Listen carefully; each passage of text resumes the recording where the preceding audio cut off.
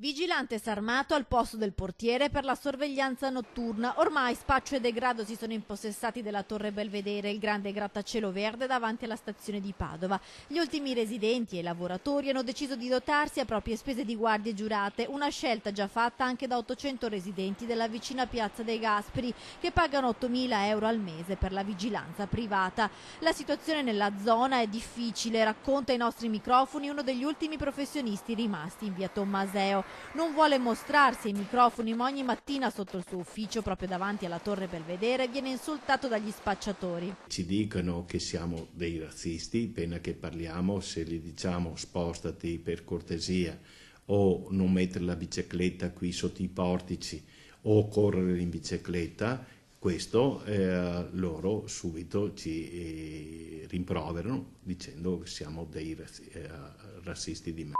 Voi dove ci lavorate e quindi ogni giorno rischiate per venire al lavoro? Sì, è vero, noi rischiamo in continuazione. I clienti ci riguardano attentamente di venire, questo è vero. Che siamo rimasti nel nostro condominio, siamo rimasti soli, solo noi professionisti, non ci sono altri professionisti qui.